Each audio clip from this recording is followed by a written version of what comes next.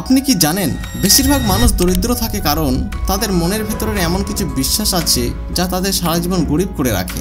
আজকের ভিডিওতে আমরা জানব 5টি মানসিক দাসত্ব বা ভুল বিশ্বাস যা আপনাকে ধনী হতে দিচ্ছে না, আর কিভাবে বিশ্বাস থেকে বেরিয়ে এসে ধনী মানসিকতা গড়ে তুলবেন। ভিডিওটি শেষ পর্যন্ত দেখুন, কারণ শেষে থাকছে গরিব মানসিকতা ভাঙার সেরা উপায়। তো চলুন শুরু করা যাক। নাম্বার 1, টাকা খারাপ জিনিস। এই ভুল ধারণা। অনেকে বলে টাকা মানুষকে খারাপ করে তোলে অথবা টাকা সুখে নিতে পারে না, কিন্তু আসল সত্য হলো টাকা নিজে খারাপ বা ভালো না, এটি শুধুমাত্র একটি টুল। বিল গেটস, যিনি ধনী হয়েও $1 বিলিয়ন দান করেছেন, যদি আপনি টাকা সম্পর্কে নেতিবাচক চিন্তা করেন তাহলে কখনোই ধনী হতে পারবেন না। নাম্বার 2, পরিশ্রম করলে টাকা আসবে। আসলে কি তাই? আমরা ছোটবেলা থেকে শিখেছি বেশি পরিশ্রম করো তাহলে বেশি টাকা আসবে, কিন্তু বাস্তবে শুধু পরিশ্রম করলে টাকা আসে না, স্মার্ট কাজ করাটাই গুরুত্বপূর্ণ। একজন দোকানদার সারাদিন পরিশ্রম করেও কম আয় করে, কিন্তু একজন উদ্যোক্তা তার ব্র্যান্ড তৈরি করে কয়েক গুণ বেশি আয় করে। কেবল কঠোর পরিশ্রম না করে সঠিক জায়গায় বুদ্ধিমত্তার সঙ্গে পরিশ্রম করুন। নাম্বার 3, আমি ধনী হতে পারবো না। বেশিরভাগ দরিদ্র মানুষ মনে করে আমি গরিব পরিবারের, তাই ধনী হতে পারবো না, কিন্তু বাস্তবতা হচ্ছে ধনী হতে পারা সম্পূর্ণ নির্ভর করে আপনার মানসিকতার উপর।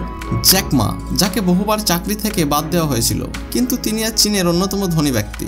আপনার মস্তিষ্ক যেভাবে চিন্তা করবে সেভাবে আপনার ভবিষ্যৎ তৈরি হবে।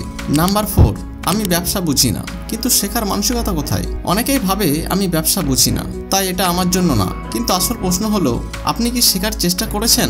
ইলন মাস্ক, যিনি কোনোদিন গাড়ি বানানোর অভিজ্ঞতা ছাড়াই টেসলা তৈরি করেছেন। শেখার মানসিকতা তৈরি করুন, কারণ সফল ব্যক্তিরা আজীবন শেখে। নাম্বার 5, ধনী লোকেরা সব প্রতারক। বাস্তবতা কি তাই?